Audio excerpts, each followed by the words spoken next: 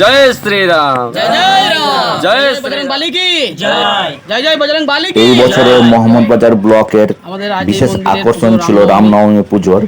Rampur Actually, পঞ্চায়েতে আমাদের বিশেষ আকর্ষণ এখানে যে রামনবমী বজরংবলী পুজো। একটা হনুমান, তার বিশেষ কারণ হ্যাঁ, ওনাকে তারা কিন্তু যে কমিটি, সমাধি সেই দেওয়া কমিটিরা চেয়েছিল সমাধি দেওয়ার বাইরে পর থেকে থেকে আমাদের পুরোহিত নিয়ে এসে পুজো পুজো start হয়েছে, করানো। সেটা ছিল 11ই তো অগ্রায়ণ। বাইরে থেকে পুরোহিত নিয়ে এসে তো পুজো তারপর করিয়েছে। থেকে সে 11ই পুজো যে অগ্রায়ণ করিয়েছে হয়। প্রত্যেকে কিন্তু রামনবমী উপলক্ষে মাথা ন্যাড়া করে, যে রামনবমী মণ্ডন বলা হয়, উপলক্ষে আমরা সে অনুষ্ঠান মণ্ডন করতাম। করেই পুজো করেছে। তো সেই অনুষ্ঠান সমস্ত করতে করতে নিয়ম কানুন আমাদের মেনেই বড় সেই অনুষ্ঠানটা হয়ে যায় রামনবমী। পূজা অর্চনা করেছেন। কারণ তো সেই সমস্ত রামনবমীতেই দৃশ্যগুলো আপনাদের সামনে একটু তুলে বজরংবলীর যে ধরার মূর্তি, চেষ্টা করছি আমরা আমি মূর্তির হৃদয়। তো জন্মদিন চলুন দেখে নেওয়া যাক নবমীর আগের দিনে রামপুর অষ্টমীতে আমরা পঞ্চায়েতের কিছু পুজো তার রামনবমী প্রাণ প্রতিষ্ঠা। উপলক্ষে।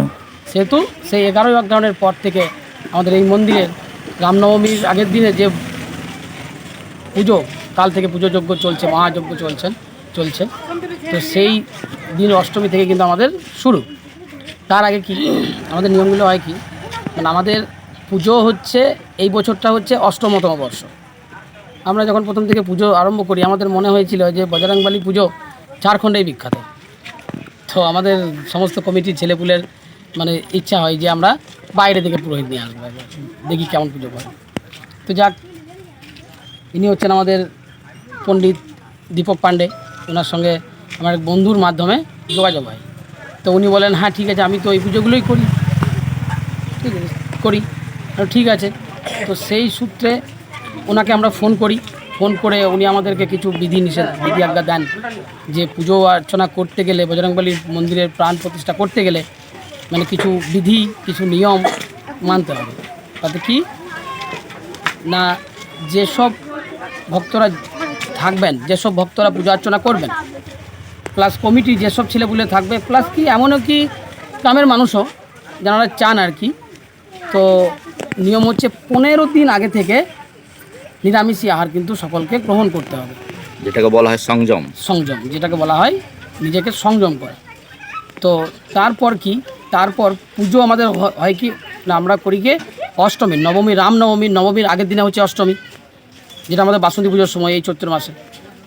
তো সেই অষ্টমী তিথিতে আমরা চেয়েছিলাম, যেমন ভগবানের সবই তো রাধা অষ্টমী শুনেছি, কৃষ্ণ অষ্টমী শুনেছি, আমরাও ভাবলাম নতুন করে তাহলে আমাদের বজরংবলী অষ্টমী আমরা করবো পালন। তো সে তো আমরা ওই অষ্টমীতেই ওনার প্রাণ প্রতিষ্ঠা করানোর জন্য বলেন কি, তার জন্য ওই যে 15 দিন ধরে যে নিজেকে সংযম করা, নিরামিষী আহার গ্রহণ করা, আর অষ্টমীর আগের 3 দিন থেকে আতপ চালের ভাত প্লাস বিনা তেলে রান্না, কিছু জিনিস বাদ আছে, সেইগুলো বাদ দিয়ে সেই সব আহারগুলো গ্রহণ করা। এবং আপনার নাম? আমার নাম उत्पल दास। मैं वाराणसी का रहने वाला हूँ। तो वहीं से मैं विद्या अध्ययन এই करता हूँ। রামনবমী 10 वर्षों উপলক্ষে से বিহার থেকে মোট 3 জন পুরোহিত নিয়ে আসা হয়েছিল। कुमार पांडे है और मैं कर्मकांड करीबन 8-10 साल से करते आ रहा हूँ। पूजा पाठ जो होता है ना, हमारा ये मानना है कि जब कई जन्मों का पुण्योदय होने के कारण, भाग्योदय होने के कारण यह सब शुभ अवसर करने को सौभाग्य प्राप्त होता है। और हमारा जो ये मनुष्य तन है ना, करीबन 84 करोड़ योनियों में सबसे सर्वोत्तम कोटि मनुष्य का मिला है। फिर भी हम लोग ये सब धर्म का कार्य करने से पीछे हटते हैं। यह जो तन मिला है सब उन्हीं का आशीर्वाद से मिला है, और धार्मिक कार्य करने के लिए हम लोग तत्पर नहीं रहते हैं। बहुत सारा इस मनुष्य तन में जन्म लेकर के भी जब पूजा पाठ होता है तो लोगों को इसमें गलत दिखता है, क्योंकि ये जो सांस भी चल रहा है तो उन्हीं के सहारे चल रहा है। हम लोग का हिंदू धर्म में बहुत सारा पूजा पाठ होता है। जैसे एक सिद्धि है, हनुमान जी का हर जगह पे होता है, हर गांव में बहुत सारा हनुमान जी का मूर्ति है।